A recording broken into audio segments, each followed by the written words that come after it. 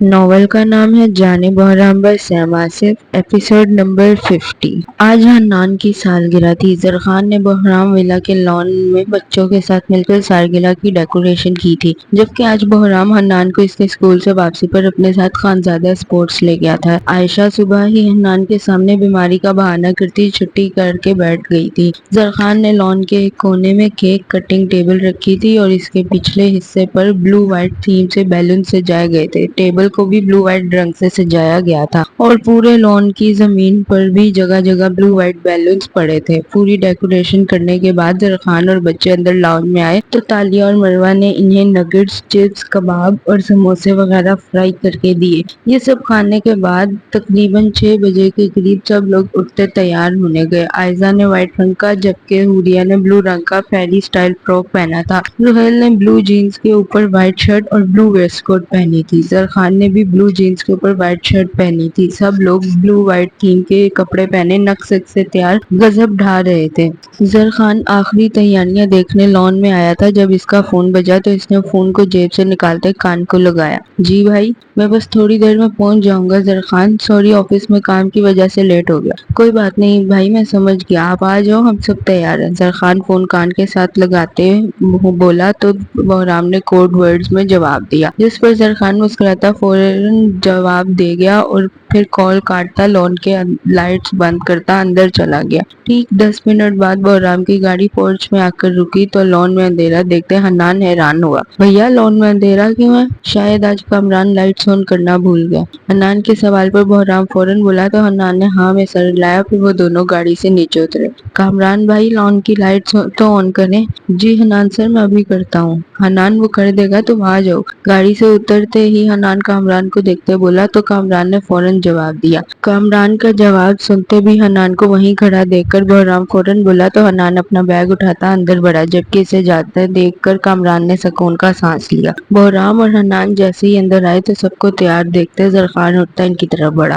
کیا بھائی؟ بولا بھی تھا میرے دوست کی برتھ ڈے اور ہم سب نے لازمی جانا ہے، پھر بھی آپ لیٹ آئے ہو۔ سب تیار، آپ دونوں کا ویٹ کر رہے ہیں، جلدی تیار ہو کر آؤ۔ بحرام، حنان، تم دونوں کے کپڑے تم دونوں کے بیڈ پر پڑے ہیں، تیار ہو آؤ جلدی۔ زرخان کی بات سنتے بحرام ہاں میں سر ہلاتا اندر بڑھا تو زرمینہ بیگم فوراً بولی، جس پر بحرام اور حنان اپنے اپنے کمروں میں جاتے تیار ہوتے فوراً سے لاؤنج میں پہنچے تو سب لوگ اٹھتے پورچ میں آئے۔ جیسے ہی حنان پورچ میں آیا تو لان کی لائٹس آن ہوئی، پھر سب نے ایک ساتھ ہیپی برتھ ڈے حنان بولا تو حنان خوش ہو گیا۔ پھر سب نے حنان کو گفٹس اور پیسے دیے اور پھر حنان نے کیک کاٹا جو وائٹ بلو تھیم پر ہی بنا تھا۔ سب نے کیک کھانے کے بعد کھانا کھایا جس میں زرمینہ بیگم نے ساری حنان کی فیوریٹ ڈشز بنوائی تھی۔ کھانا اور سرپرائز برتھ ڈے دیکھ کر حنان انتہا کا خوش تھا۔ حنان تم کتنے سال کے ہو گئے ہو؟ میں 5 ایئرس کا ہو گیا ہوں۔ زری بیگم وقت کتنی جلدی گزر جاتا ہے، ایسے لگتا ہے ابھی کل ہی کی بات تھی جب آپ سب کے ساتھ حنان کو لیتے بحرام ولا آئی تھی۔ حنان کی بات سنتے حنان خوشی سے بولا تو دائمہ فوراً بولی، جس پر زرمینہ بیگم نے ہاں میں سر ہلایا۔ ابھی سب لوگ کھانا کھا ہی رہے تھے کہ اچانک ایان اور رانیہ آ گئے۔ عادل اور مروہ کی شادی کے ساتھ ہی ایان اور رانیہ کی بھی شادی کر دی گئی تھی۔ ان کا ایک بیٹا تھا جس کا نام انہوں نے جبران رکھا تھا۔ وہ بھی روہیل کی طرح 2.5 سال کا تھا اور اپنے ماں باپ سے بے حد پیار کرتا تھا۔ وہ لوگ جب بھی جبران کے ساتھ بحرام ولا آتے تھے تو جبران کبھی بھی اپنی ماں کی گود سے نیچے نہیں اترتا تھا، جبکہ عائزہ، حوریہ، روہیل، حنان اور عائشہ ہمیشہ اسے اپنے ساتھ کھیلنے کے لیے بلاتے تھے، مگر جبران ان سب کو اگنور کرتا رانیہ کی گود میں چڑھا رہتا تھا اور اگر غلطی سے بھی کسی نے اسے ہاتھ لگا دیا تو جبران صاحب کا باجا 7ویں محلے کو بھی سنائی دیتا تھا۔ وہ گلا پھاڑ پھاڑ کر روتا تھا اور پھر ایان جب تک اسے گاڑی کی سیر نہیں کرواتا تھا تب تک وہ خاموش نہیں ہوتا تھا۔ اس وقت بھی جبران رانیہ کی گود میں بیٹھا تھا جب 8 سالہ عائشہ کو اس پر پیار آیا تو اس نے جبران کو اٹھانا چاہا، مگر جبران تو جبران تھا۔ عائشہ نے ابھی اسے صرف ٹچ ہی کیا تھا کہ جبران صاحب کا باجا بجنے لگا، جس پر سب لوگ پریشان ہوئے جبکہ رانیہ اسے اٹھاتی سلانے اندر لے گئی، مگر 10 منٹ میں ہی تھک ہار کر آتی جبران کے روتے وجود کو ایان کی گود میں ڈال گئی، جس پر ایان نے مسکراتے جبران کو پیار کیا اور پھر سب بچوں کو لیتا گاڑی میں بیٹھا اور پھر سب کو چیز لے کر دی۔ بچوں کی بھی موج ہو گئی اور جبران کا باجا بھی بند ہو گیا۔ جبران کو چپ ہوتا دیکھ کر رانیہ نے اپنے بیگ سے فیڈر نکالتے جبران کو گود میں لٹاتے فیڈر پلانے لگی، تبھی حوریہ بھاگ کر مروہ کے پاس آئی۔ آئٹم مجھے بھی دودھ پینا ہے فیڈر میں۔ حوریا کی ڈیمانڈ سنتے مروہ مسکراتے اٹھی اور پھر اس نے حوریا کے ساتھ ساتھ آئزہ اور روحیل کو بھی فیڈر میں دودھ دیا تو وہ سب بھی جبران کی طرح اپنی اپنی ماں کی گود میں لیٹ کر پینے لگے۔ روحیل جیسے ہی فیڈر لیتا مرجان کی طرف بھاگا تو مرجان کے بھاری بھرکم وجود کو دیکھتے سہیل نے روحیل کو اپنی گود میں لٹایا، جس پر روحیل نے اسے غصے سے گھورا۔ چھوڑو مجھے، میں نکمے لوگوں کی گودوں میں نہیں لیٹتا۔ نہ میرا بچہ، آج تجھے یہیں لیٹنا ہوگا، تیری مما کی طبیعت بالکل بھی ٹھیک نہیں ہے۔ روحیل کی بات سنتے سہیل اسے اپنی گود میں زبردستی لٹاتا بولا تو روحیل نے خود کو چھڑانا چاہا۔ زار ماموں بچاؤ! خود کو سہیل سے نہ بچا پانے پر روحیل نے اپنے فیورٹ ماموں کو آواز لگائی تو سب نے کہکا لگایا، جبکہ زرخان جو لاؤنج میں ان کے ساتھ بیٹھا بھی نہیں تھا، روحیل کی آواز پر کسی بوتل کے جن کی طرح حاضر ہوا اور اسے سہیل کی گود سے اٹھایا تو سہیل نے منہ بنایا، جس پر روحیل مسکراتا اسے دیکھنے لگا۔ پھر اس نے زرخان کو بحرام کی طرف جانے کا اشارہ کیا تو زرخان نے بحرام کے پاس آتے اسے بحرام کی گود میں لٹایا تو روحیل ہنستا اپنا فیڈر پینے لگا۔ دوسری طرف تالیہ اور آئزہ کے بیچ سنان کو لیتے جنگ ہوتے دیکھ کر سب نے اپنی ہنسی دبائی۔ تالیہ کیا ہو گیا یار، وہ بچی ہے تو مجھے نہیں قبول میرے سوا کوئی آپ کے پاس ہے، جان سے نہ مار دوں میں۔ تالیہ وہ صرف 2.5 سال کی ہے اور ہماری اپنی بیٹی ہے۔ سنان کی بات سنتے تالیہ پریشانی سے بولی اور پھر اس نے آئزہ کو سنان کی گود سے اٹھانا چاہا تو آئزہ نے فیڈر زمین پر پھینکتے سنان کی شرٹ کو اپنے ننھے ہاتھوں کی نازک مٹھیوں میں دبوچا، جس پر سنان نے مسکراتے اسے پیار کیا اور پھر تالیہ کو دیکھتے بولا تو تالیہ نے منہ بنایا، اچھا ٹھیک ہے لٹا لو، لیکن بعد میں مجھے بھی لٹانا پڑے گا اپنی گود میں۔ تو تم بھی کیا فیڈر بھی ہوگی اب؟ تالیہ کی بات سنتے سنان حیرانگی کی ایکٹنگ کرتے بولا تو تالیہ نے اسے گھورا، جس پر سنان نے خاموشی سے زمین سے فیڈر اٹھاتے زبیدہ کو دیا تو زبیدہ فیڈر چینج کر کے لے آئی۔ پھر سنان نے آئزہ کو فیڈر پلایا، جبکہ تالیہ منہ بنائے ان دونوں کو دیکھتی رہی۔ پی لیا ہے آپ کی لاڈلی نے فیڈر، اب اتاریں اسے۔ تالیہ کی بات سنتے سنان نے گہرا سانس لیا۔ اس سے پہلے کہ سنان کچھ کرتا، آئزہ سنان کے گلے میں اپنے ننھے ہاتھوں کا ہار بناتی اس کے سینے پر سر رکھ گئی اور جلد ہی سو گئی، جبکہ آئزہ کی یہ حرکت دیکھتے سب نے کہکا لگایا اور پھر سب لوگ اپنے اپنے کمروں میں سونے چلے گئے۔ کسی کے دروازہ نوک کرنے پر اس نے نیند سے بھری آنکھیں مس لیں اور پھر وہ اٹھ کر بیٹھتی انگڑائی لینے لگی۔ تبھی دروازہ دوبارہ بجا تو اپنے کالے بالوں کو کیچر میں مقید کرتے اس نے اپنا آسمانی رنگ کا دوپٹہ اٹھاتے اوڑھا اور پھر ہلکا سا دروازہ کھلا۔ تبھی اس کے کمرے میں سویا دوسرا وجود بھی جاگتا اٹھ بیٹھا۔ دروازے پر چندا کو دیکھتے اس نے دروازہ پورا وا کرتے اسے اندر آنے دیا۔ چندا کے ساتھ آمنہ کو بھی اندر آتے مسکراتا دیکھ کر ادا اور صفا پریشان ہوئی۔ وہ باجی شش، بچے سو رہے ہیں آرام سے۔ ابھی آمنہ بولی ہی تھی کہ ادا فوراً اس کی بات کاٹتی منہ پر انگلی رکھتی بولی، جس پر آمنہ نے خاموش ہوتے فوراً بیڈ پر دیکھا جہاں وفا سو رہی تھی۔ پھر انہوں نے صوفہ کم بیڈ پر دیکھا جہاں برزم بھی گہری نیند کے مزے لے رہا تھا۔ ان دونوں کو دیکھتے آمنہ اور چندا صفا اور ادا کے ساتھ چلتی آہستگی سے چینجنگ روم میں آ گئی۔ پھر روم کا دروازہ ہلکا سا کھلا چھوڑا تاکہ انہیں بچوں کی اور باہر کی بھی خبر رہے۔ ایک دوسرے کی طرف متوجہ ہوئی۔ ہاں اب بولو آمنہ، کیا بات ہے؟ باجی ہم لوگوں نے آپ چاروں کا پاکستان جانے کا انتظام کر لیا ہے۔ سچی؟ کیسے؟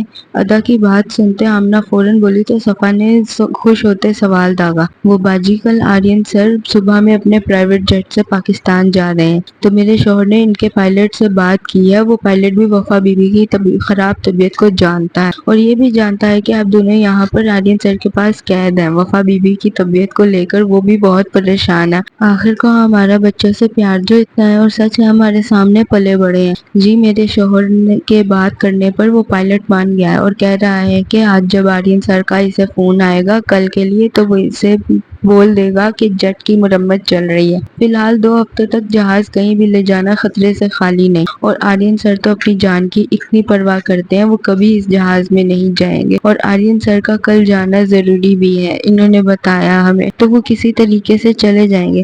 ہمیں پتا ہے پھر آپ کو میرا شوہر آرین سر کے جیٹ میں بٹھائے گا، اور آرین سر کے جیٹ میں جانے والوں کا ویزا چیک نہیں ہوتا جی، کیونکہ آرین سر کو سخت ناپسند ہے یہ بات، اس لیے میرا شوہر ایئرپورٹ والوں کو بولے گا کہ آرین سر نے ہی آپ لوگوں کو بھیجا ہے اور پائلٹ آپ کو پاکستان لے جائے گا جی، اور وہاں سے آپ اپنے گھر چلی جانا۔ وہ تو ٹھیک ہے مگر آرین کی بجائے آپ کا شوہر ہمارا بولے گا ایئرپورٹ والوں کو تو انہیں شک نہیں ہوگا؟ نہیں جی، میرا شوہر ہی ہر بات ان سے بات کرتا ہے، آرین سر خود تھوڑی کرتے ہیں ان سے بات۔ آمنہ کی پوری پلاننگ سن کر صفا نے سوال کیا تو آمنہ نے فوراً جواب دیا، جس پر صفا اور ادا نے ہاں میں سر ہلایا۔ اس سب میں بس ایک مسئلہ ہے جی۔ وہ کیا؟ آرین سر کو جب پائلٹ بول دے گا کہ جٹ نہیں جا سکتا تو آپ دعا کرنا بس کہ آرین سر کسی اور طریقے سے چلے جائیں، رکے نا۔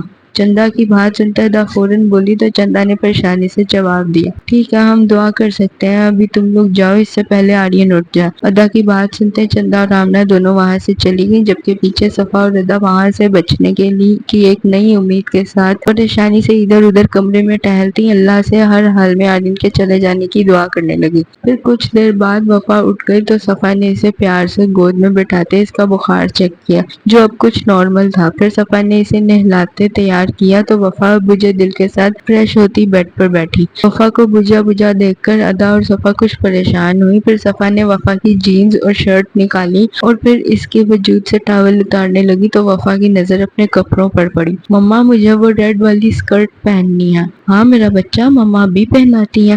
وفا کی بات سنتے صفا نے اسے پیار کیا اور پھر اس کی جینز شرٹ واپس رکھ کے اس کی فرمائش والی اسکرٹ نکال لائی تو ادا مسکراتے اس کے پاس بیٹھی اور اس نے وفا کے بال خشک کرنا شروع کیے۔ ویسے وفا ریڈ اسکرٹ کیوں پہن رہی ہو؟ آج تمہیں تو یہ اسکرٹ بالکل بھی پسند نہیں تھی۔ بڑی مما زم کو بہت پسند ہے اس لیے پہن رہی۔ ادا کے سوال پر وفا ہلکا سا مسکراتی بولی تو ادا بھی مسکرائی۔ پھر صفا نے اسے اسکرٹ پہنائی تو وفا کی دودھیا رنگت کو اس ریڈ اسکرٹ نے چار چاند لگائے۔ پھر صفا نے اس کے بالوں کا اسٹائل بنایا تو وفا پورے روم میں نظریں دوڑاتے کچھ ڈھونڈنے لگی۔ وفا بیبی کیا ہوا، کیا ڈھونڈ رہی ہو؟ بڑی ماما زم کہاں ہے؟ وفا بیبی آپ کا زم سویا ہوا ہے ابھی اور آپ تو جانتی ہیں اگر میں نے اسے اٹھایا تو غصہ ہو جائے گا وہ۔ وفا کو کچھ ڈھونڈتے دیکھ کر ادا نے پریشانی سے سوال کیا تو وفا نے منہ بناتے جواب دیا کیونکہ اسے تو عادت تھی روز تیار ہو کر اپنے زم کی ڈھیر ساری تعریفیں بٹورنے کی، مگر آج اس کا زم ہی غائب تھا تو وہ تعریفیں کیسے بٹورتی؟ وفا کی بات سنتے ادا مسکراتے بولی تو وفا نے فوراً صوفہ کم بیڈ کی طرف دیکھا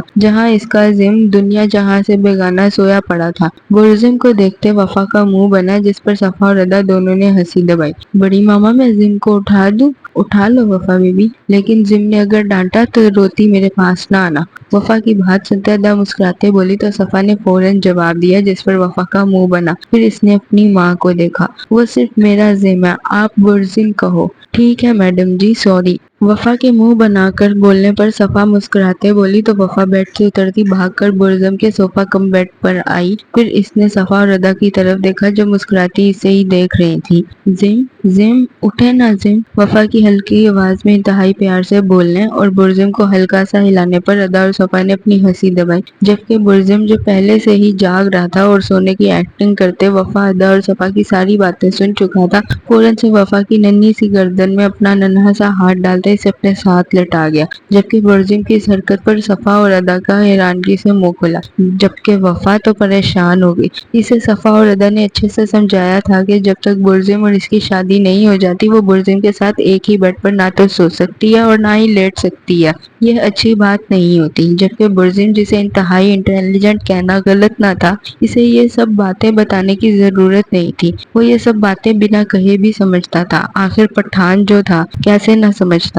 وفا کے پریشان چہرے کو دیکھتے برزم نے مسکراتے اسے خود سے دور کیا، تبھی صفا اور ادا ان دونوں کے پاس آئیں تو وفا کنفیوز ہوئی صفا کی گود میں چڑھی، جبکہ ادا نے برزم کو گھورا تو برزم نے اپنے دودھ کے نکلے 3-4 دانتوں کی نمائش کی، جس پر ادا فوراً وفا کی طرف مڑی۔ وفا بیبی میں اور آپ برزم سے ناراض ہو جاتے ہیں کیونکہ اس نے اپنی مما کی بات نہیں مانی، یہ گندا بیبی ہے۔ ادا کی بات سنتے وفا نے بھی زور و شور سے ہاں میں سر ہلایا تو برزم نے حیرانگی سے اپنی ماں اور وفا کو دیکھا۔ سوری آئندہ نہیں کرتا، اور کیا تو ہم دونوں پکے والے ناراض ہو جائیں گے اور مانیں گے بھی نہیں، ٹھیک ہے نا وفا؟ برزم کی معصوم سی شکل بنا کر بولنے پر ادا فوراً بولی تو وفا نے بھی ہاں میں سر ہلایا۔ ادا اور وفا کو فوراً مان جانے پر برزم نے سکون کا سانس لیا۔ پھر ادا نے برزم کو بھی فریش کیا اور وہ چاروں ناشتے کے لیے نیچے آ گئے۔ ڈائننگ ٹیبل پر آرین کو پہلے سے ہی بیٹھا دیکھ کر وہ چاروں خاصا بدمزہ ہوئے۔ پھر آتے ٹیبل پر بیٹھے تو آرین نے ادا کو دیکھا، آج اتنی لیٹ کیوں ہو گئی؟ میں تمہیں جواب دے نہیں ہوں۔ دیکھو بیٹی میں پہلے ہی غصے میں ہوں، مزید غصہ مت دلاؤ مجھے۔ آرین کی بات سنتے ادا منہ بناتے غصے سے بولی تو آرین نے ٹیبل پر ہاتھ مارتے غصے سے جواب دیا، جس پر وفا ڈرتی صفا کو چپکی تو برزم اور ادا دونوں نے ہی آرین کو گھورا۔ پھر ادا نے پانی کا بھرا ہوا جگ اٹھایا اور جگ کا سارا پانی آرین کے منہ پر دے مارا تو آرین کسی سانڈ کی طرح غصے میں آتا کھڑا ہوا۔ اس سے پہلے کہ آرین کچھ بولتا یا کرتا ادا نے ہاتھ میں پکڑا شیشے کا جگ آرین کی طرف طرف اچھالا جس پر آرین یکدم ٹیبل سے ہٹتا خود کو بچا گیا۔ شیشے کا جگ ہوا میں اڑتا جا کر سیدھا زمین پر گرتا کرچی کرچی ہو گیا۔ پھر ادا نے نہ آؤ دیکھا نہ تاؤ، ٹیبل سے جو بھی چیز ہاتھ میں آتی گئی اٹھاتی آرین کی طرف پھینکتی گئی، پھر چاہے وہ پلیٹ ہو، گلاس، چمچ، کانٹا یا چھری۔ بیوٹی رکو، میری بات سنو۔ نہیں سنوں گی میں تمہاری بات۔ ہمت کیسے ہوئی میرے اوپر چلانے کی؟ آج میں تمہیں واقعی جان سے مار دوں گی۔ ادا کی اس حرکت پر آرین پریشانی سے ادا کو روکتا بولا تو ادا غصے سے حلق کے بل چلائی، تو ادا کے حلق سے آواز نکلتے دیکھ کر آرین کے ساتھ ساتھ صفا بھی حیران ہوئی۔ ادا کو رکتے نہ دیکھ کر آرین فوراً ڈائننگ ہال سے باہر نکل گیا، جبکہ ادا غصے سے لمبے لمبے سانس لیتی اپنی جگہ پر بیٹھی۔ پھر ان چاروں نے خاموشی سے ناشتہ کیا تو رمیز وفا کو چیک کرنے آ گیا۔ لاؤنج میں بیٹھ کر رمیز وفا کو چیک کر رہا تھا، تب آرین لاؤنج میں داخل ہوا۔ رمیز، مجھے تمہارا جٹ چاہیے کل صبح میں۔ کیوں، خیریت؟ ہاں، مجھے پاکستان ایک ضروری کام سے جانا ہے اور میرا پائلٹ کہہ رہا ہے جٹ خراب ہے، اسے صحیح ہونے میں کم سے کم 2 ہفتے لگیں گے۔ اس سے پہلے جٹ کو ہوا میں لے جانا خطرے سے خالی نہیں۔ اور تو جانتا ہے مجھے میری زندگی سے کتنا پیار ہے۔ آرین کی بات سنتے رمیز فوراً بولا تو آرین نے اتاہٹ سے جواب دیا، جس پر رمیز ہلکا سا مسکرایا۔ ہاں ہاں جانتا ہوں، کر لینا کل صبح میں میرا جٹ استعمال، کوئی مسئلہ نہیں۔ مجھے بتا دو پاکستان کے کس شہر لے جانا ہے؟ کراچی لے جانا ہے۔ ٹھیک ہے، میں اپنا پائلٹ سے کہہ دوں گا، وہ کل صبح 10 بجے لے جائے گا تمہیں۔ رمیز کی بات سنتے آرین فوراً بولا تو رمیز نے مسکراتے جواب دیا اور پھر وفا کا چیک اپ مکمل کرتا کھڑا ہوا۔ یہ اب بالکل ٹھیک ہے، اس کی ہر قسم کی میڈیسن بند کر دیں۔ رمیز کی بات سنتے صفا نے ہاں میں سر ہلایا تو رمیز اور آرین ایک ساتھ گھر سے باہر نکلے، جبکہ پیچھے ادا اور صفا آرین کا پلان پکا ہوتے دیکھ کر خوش ہو گئی۔